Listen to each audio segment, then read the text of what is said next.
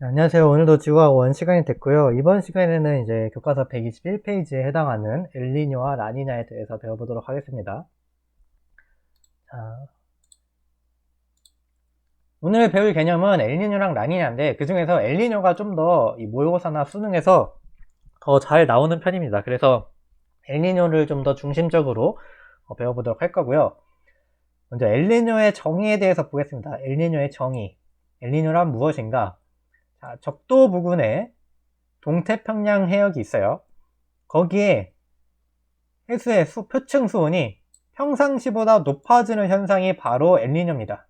그러니까 지구를 이렇게 그리면 여기가 적도고요.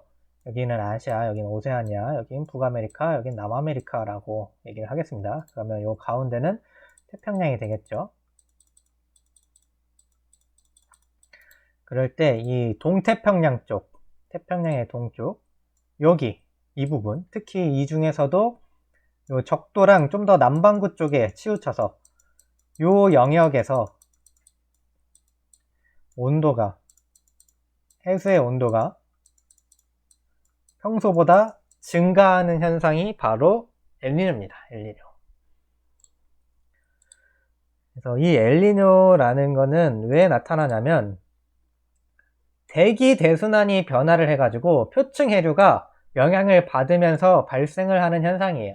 그래서 이 엘니뇨는 이제 물이 뜨거워지는 현상이 동태평양 쪽에 물이 따뜻해지는 현상이 엘니뇨기는 한데 그냥 물 때문에 일어나는 건 아니고 이제 기권과 수권이 서로 상호작용을 해가지고 나타난 현상입니다. 그리고 이제 엘니뇨 자체를 보면 물과 관련된 것 같지만 사실은 이제 대기와 해수 두 개가 서로 상호작용해서 일어난 결과다라고 보시면 되겠습니다. 엘니뇨, 라니냐 둘 다 기권과 수권의 상호작용의 결과로 나타난 거다. 수권 혼자서 나타난 게 아니다. 왜냐하면 지금 엘니뇨가 일어나는 원인이 대기대순환이 변화해서 표층 해류가 영향을 받아서 동태평양 쪽이 따뜻해지는 거거든요. 그러면 어떤 대기대순환이 변화를 한 거냐? 바로 무역풍이 약화된 게 바로 이제 대기대순환이 변화했다라고 표현을 하는 겁니다.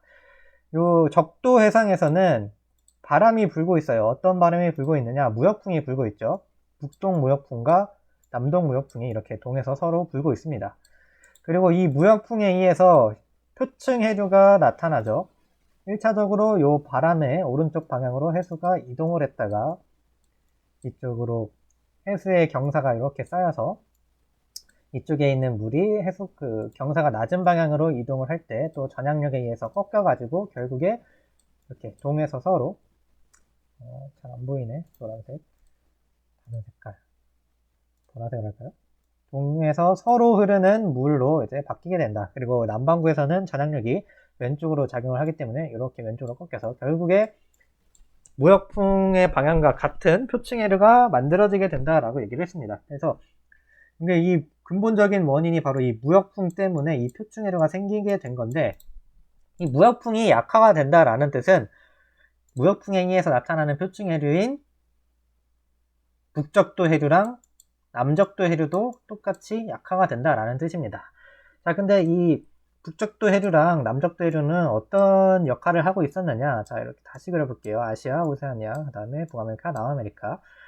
북적도 해류, 남적도 해류가 흐르고 있어요.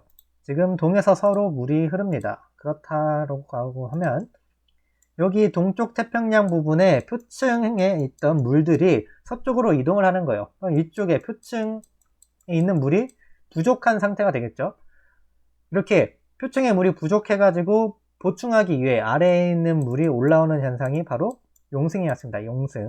그래서 동태평양에서는 이 표층 해류의 이동으로 인해서 용승이 일어나고 있어요. 그래서 평상시에는 이렇게 무역풍이 불고 있을 때는 동태평양의 수온이 용승 때문에 수온이 낮습니다.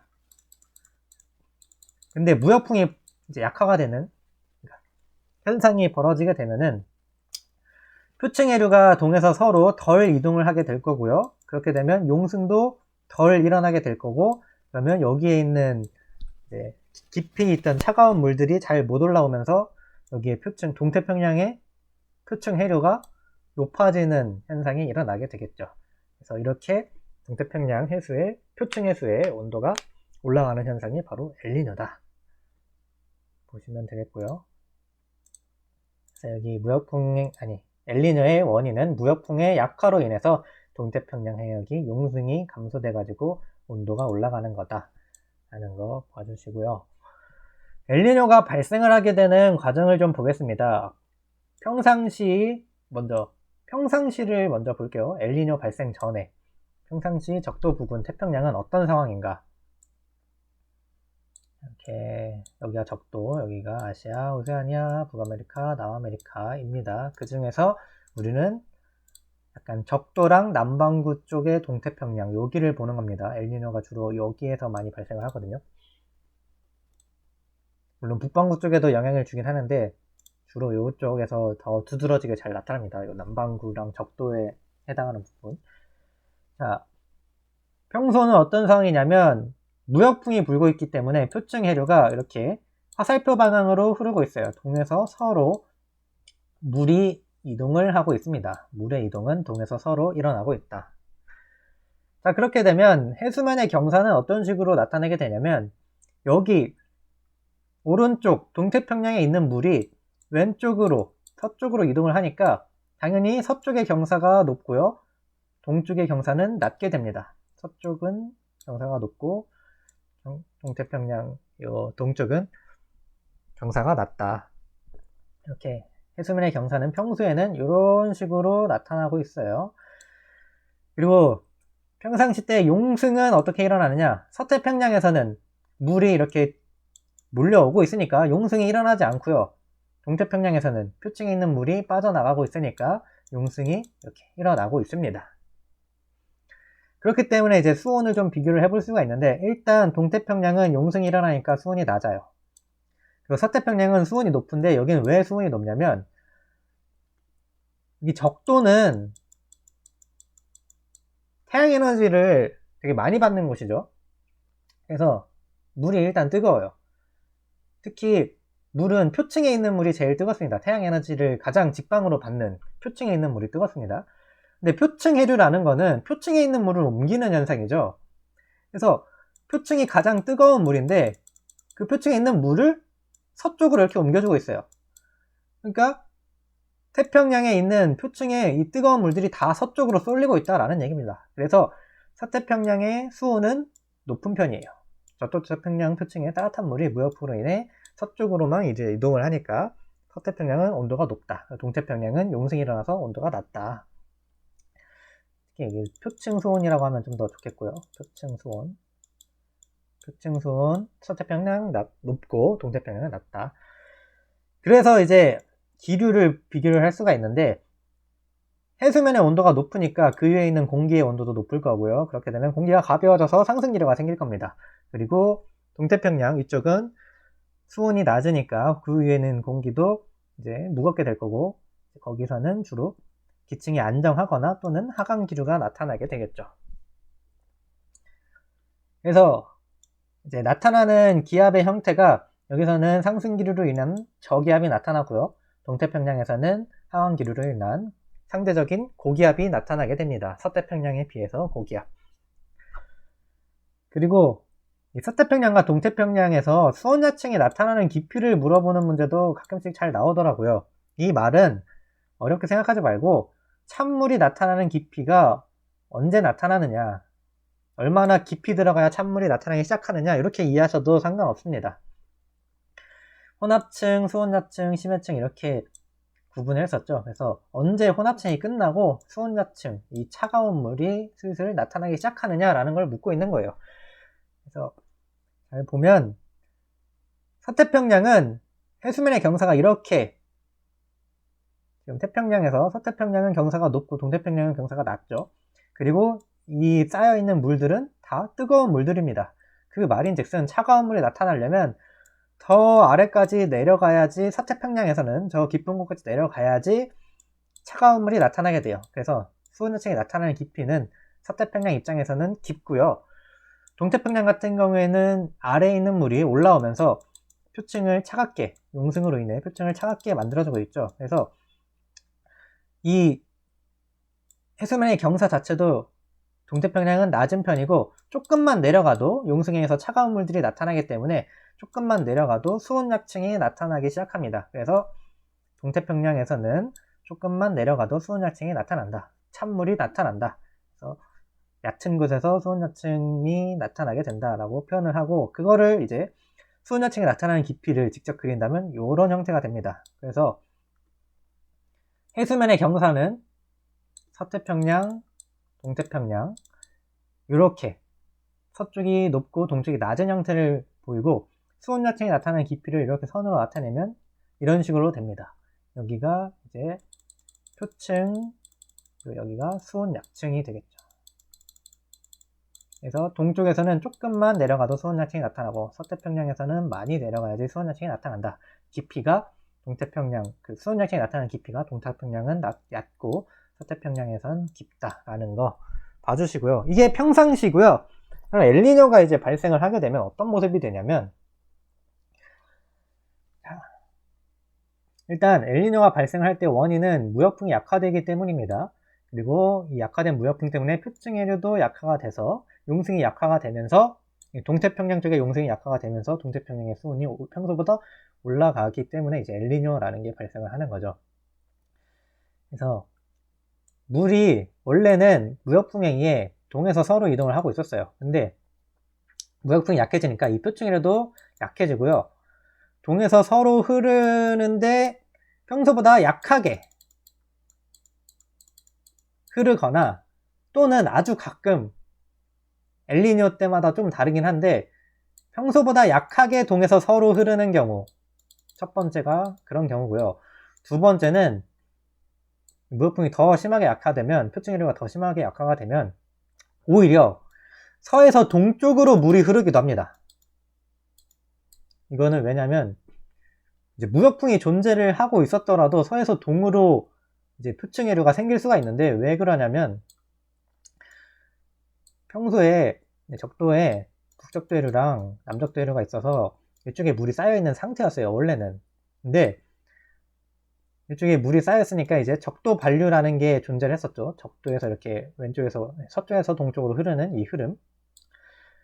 근데 이 적도 반류는 원래부터 지금 존재를 했어요. 근데 순간적으로 무역풍이 약해지게 되면 표층해류가 이렇게 약해지게 되고 동에서 서로 흐름이 약해지게 됩니다. 근데 이 서에서 동으로 흐르던 이 흐름은, 원래 있던 흐름이 이제 바뀌게 되려면 더 많은 시간이 필요한데, 당장 무역풍이 약해졌을 때는 동에서 서로 흐르는 흐름, 이 표층해류가 약해진 거지 적도 반류가 약해진 게 아니란 말이죠. 그래서 이 적도 반류, 원래 있던 적도 반류에 의해서 오히려 서에서 동으로 흐르는 물의 이동이 나타나기도 한다. 근데 뭐 이거는 그렇게 중요하진 않고요.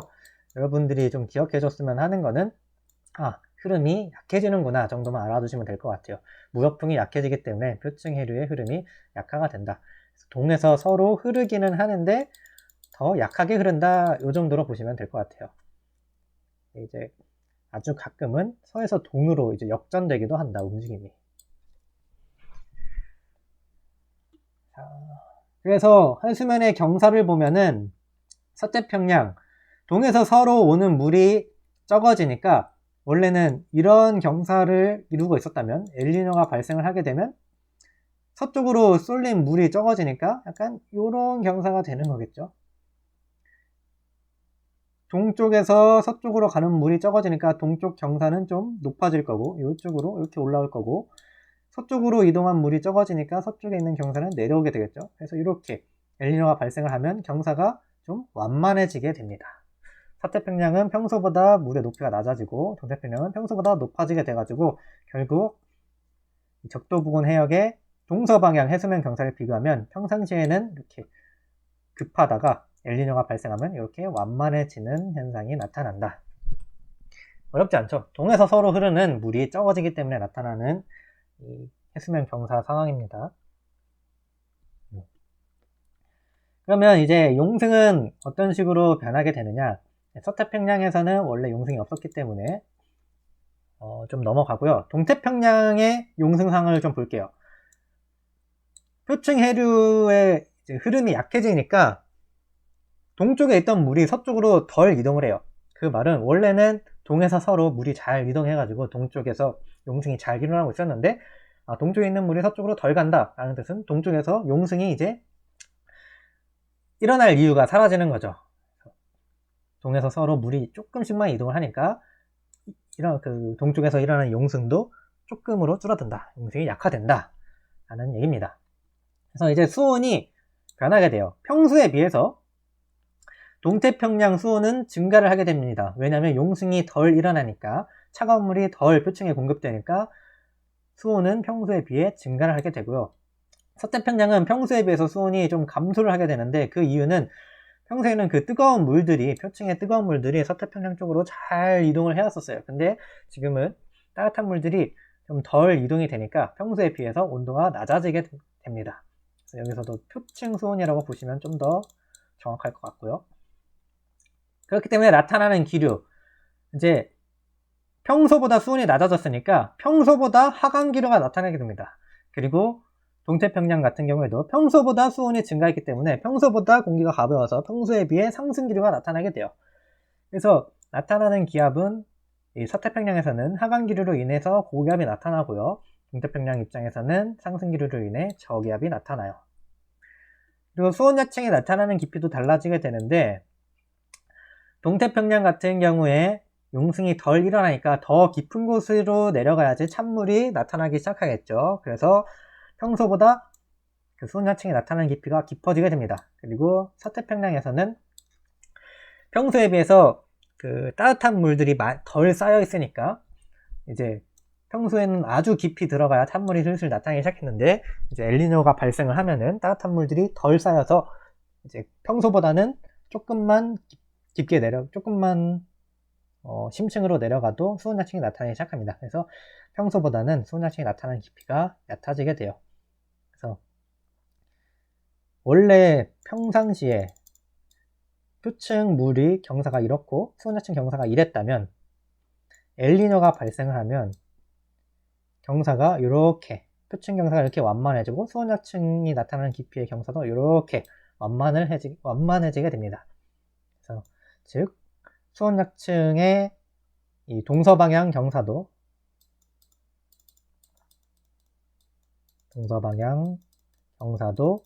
완만해지게 된다. 아시겠죠? 자, 그리고 이거는 통합과학 시간에 아마 다 했을 건데 엘니뇨가 발생을 하게 되면 기후변화가 생겨요. 서태평양 입장에서 또 동태평양 입장에서 어떤 기후 변화가 생기게 되느냐. 자, 발생하는 과정을 통해서 발생하는 기후 변화를 좀 볼게요. 일단 서태평양, 평소에 비해서 따뜻한 물이 덜 서쪽으로 옵니다. 그러니까 따뜻한 물의 유입이 감소가 돼요. 그래서 상승 기류가 평소에 비해 감소합니다. 원래는 비가 많이 오는 지역인데 비가 덜 오게 되는 거죠. 그래서 가뭄이나 산불, 비가 더 온다는 뜻은 건조해진다는 뜻이고 건조하면 이제 불이 잘 붙을 수 있게 되니까 산불이 발생을 할 수가 있다. 가뭄과 산불. 그 다음에 동태평양은 어떤 현상이 일어나냐면 무역풍이 약화가 되니까 용승이 약화가 돼요. 그래서 평소보다 수온이 증가를 하게 됩니다. 그렇게 되면 원래는 이제 하강 기류가 되게 지배적이었는데 물이 차가우니까 물이 평소보다 좀 따뜻해지면서 평소에 비해서는 상승 기류가 많이 생기게 됩니다. 그래서 평소에 비해 강수량이 많아지고요. 그래서 원래는 홍수나 폭우 이런 것들이 발생하지 않던 지역인데 이 상승 기류로 인해서 홍수나 폭우라는 이제 이상 기후가 발생을 할 수가 있게 됩니다. 또한 용승의 특징으로 그게 있었죠. 영양염류가 많은 그 심층에 물이 올라오면서 좋은 어장이 형성된다라고 얘기를 했었는데 원래는 항상 좋은 어장이었는데 용승 때문에 좋은 어장이었는데 용승이 약화가 되니까 항상 공급되던 영양염류가 공급이 이제 차단이 되게 되죠. 그러니까 원래는 좋았던 영양염류라는 이제 물고기가 먹을 수 있는 이런 것들이 굉장히 많았는데 물고기가 굉장히 많은데 얘네들이 원래 먹이가 충분히 공급되고 있었는데 얘네들이 먹이를 갑자기 확 줄여버리니까 애초에 물고기도 많은데 굉장히 이제 먹이 경쟁도 심해질 거고 그러면 이제 폐사하는 물고기도 많아질 거고 그 말인즉슨 어장이 황폐화가 된다라는 뜻입니다. 이렇게 서태평양과 동태평양 나눠서 엘니뇨 발생 시의 기후 변화를 좀 보시고요. 그 다음에 이제 라니냐로 가겠습니다. 라니냐는 어차피 엘니뇨에 반대되는 개념이라서 이제 엘니뇨를 보고 왔으니까 좀 더 쉬울 거예요. 라니냐의 정의는 이제 동태평양 해역의 적도 부근 정태평양 해역의 표층 수온이 평소보다도 더 낮아지는 현상이 라니냐입니다. 엘니뇨는 동태평양 해역의 수온이 높아지는 거였고 라니냐는 더 낮아지는 게 라니냐다. 왜 그렇게 낮아지게 되냐면 엘니뇨는 무역풍이 약화돼서 용승이 약화돼가지고 수온이 높아졌었죠. 라니냐는 무역풍이 강화가 돼가지고 용승이 더 세져가지고 차가운 물들이 더 잘 올라오니까 수온이 낮아져서 나타나는 게 라니냐입니다. 그래서 라니냐 발생 시 적도 부근 태평양의 상황을 보면은 무역풍이 강화가 됐으니까 무역풍으로 인한 북적도 남적도 이로도 강화가 돼요. 그 말은 동쪽에 있는 물이 서쪽으로 훨씬 평소보다도 훨씬 많이 이동을 하게 되는 거고 이렇게 표층 해류의 흐름이 강화가 됩니다. 그렇게 되면 해수의 경사는 어떻게 되냐면 평소에 이런 경사였다고 하면 동에서 서로 물이 더 많이 이동을 하니까 이렇게 바뀌어버리는 거죠. 심하게 그리면. 그래서 해수면의 경사는 서태평양 평소보다 높아지게 되고 동태평양 평소보다 더 낮아지게 됩니다. 그래서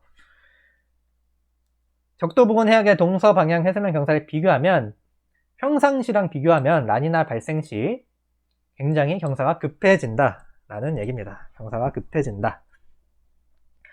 그리고 용승이 일어나는 정도를 보면 서태평양 애초에 용승이 없기 때문에 넘어가고요. 동태평양의 용승이 더 잘 일어나는 거죠. 표층에 있는 물들이 더 빠르게 많이 빠져나가니까. 그러면 수온을 보겠습니다. 자, 표층에 있는 따뜻한 물들이 평상시에 서태평양 쪽으로 잘 이동해 왔어요. 근데 무역풍이 더 세지면 그 뜨거운 물들이 더 많이 서태평양 쪽으로 쏠리게 되겠죠?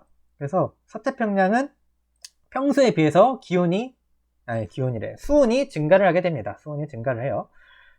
제가 말하면서 사실 틀린 부분이 아마 많을 거예요. 저번 시간에도 그 공기를 약간 물이라고 표현하고 혹시 틀리는데 좀 이해해 주시고 잘 알아서 들어주시면 좋을 것 같습니다. 아마 여러분들이 생각하는 게 맞을 거예요. 제가 말하는 게 가끔씩 틀릴 수가 있으니까 그때 이거 잘못 말하신 건가 싶으면 잘못 말한 게 맞을 거예요. 어쨌든 서태평양은 따뜻한 물들이 평소보다 더 많이 공급되니까 이 표층 수온이 증가를 한다. 그 다음에 동태평양 용승이 더 잘 되니까 평소보다도 차가운 물들이 더 많이 공급돼서 표층의 수온은 감소를 하게 되죠. 그러면 기류는 어떤 기류가 형성이 되냐면 수온이 평소보다 더 높아지는 이 서태평양 같은 경우에 평소보다도 더 상승 기류가 생길 거고 그렇게 되면 더 강한 저기압이 나타나게 될 겁니다. 그리고 동태평양 입장에서는 평소보다 더 차가워졌으니까 평소 공기보다 기층이 더 안정되고 하강 기류가 강해지는 그런 현상이 나타날 수가 있어요. 그래서 여기에서는 강한 고기압, 평소보다도 강한 고기압이 나타나게 되고요. 수온 하층이 나타나는 깊이를 이제 이거 잘못 썼다. 이거 복사 붙여넣기를 좀 잘못했는데 잠시 고쳐서 올게요. 일시중지하고. 자, 일단 급조로 고쳤고요. 학습지는 제가 고쳐서 다시 올릴게요. 여러분들 학습지는 잘 고쳐진 상태로 올라갈 겁니다. 자, 라니냐가 발생을 했을 때 수온 하층이 나타나는 깊이는 평소에 비해서 서태평양 입장에선 더 깊은 곳에서부터 수온 하층이 나타나기 시작하고요. 동태평양은 더 얕은 곳에서부터 수온 하층이 나타나기 시작해요. 그래서 수온 하층의 경사가 평소보다도 더 급해지게 됩니다. 그래서 이 평상시 해수면 경사가 이런 식, 그리고 수온 하층의 경사가 이런 식이었다면 라니냐가 발생을 하면 해수면 경사가 이렇게, 수온 하층의 경사 이런 식으로 나타나게 된다. 이렇게 여기가 물이에요, 물. 여기가 서태평양, 동태평양. 여기서는 이 라니냐가 발생했을 때 여기가 서태평양, 동태평양. 그래서 수온 하층의 경사가 더 급해진다. 해수면 경사도 더 급해지고 라니냐가 발생을 하면. 엘니뇨 한 번 더 그려볼까요? 엘니뇨는 이렇게 해수면 경사 얕아지게 되고 순약층의 경사도 이렇게 얕아지게 된다. 서쪽, 동쪽. 이게 엘니뇨 발생 시. 이건 라니냐 때. 이건 평상시 때. 이렇게 보시면 된다. 그래서 이렇게 원래는 좀 서태평양 입장에서 수온약층이 깊게 들어가 나타났었고 동태평양 입장에서 얕게 들어가도 나타났었는데 라니냐가 발생하면 더 얕은 곳에서 수온약층이 나타나기 시작하고 서태평양은 더 깊게 들어가야 수온약층이 나타나기 시작한다. 엘니뇨 때는 조금만 들어가도 서태평양 쪽에서 이제 수온약층이 나타나기 시작하고 엘니뇨가 발생하면 좀 더 동태평양 쪽에서는 깊게 들어가야 수온약층이 나타나기 시작한다. 이렇게 보시면 되겠습니다. 그리고 라니냐가 발생했을 때 기후 변화를 좀 보면은 서태평양과 동태평양 나눠서 볼게요. 서태평양 쪽에서는 따뜻한 물의 유입이 평소보다도 더 증가가 되죠. 그 말인즉슨 상승기류가 더 증가를 한다는 뜻이고, 그렇게 되면 구름이 더 많이 만들어져서 강수량이 평소보다도 더 증가를 해요. 원래도 비가 잘 오는 곳이긴 했는데 평소보다도 더 비가 많이 오니까 홍수랑 폭우 이런 기후변화가 이상기후가 나타날 수가 있게 되고요.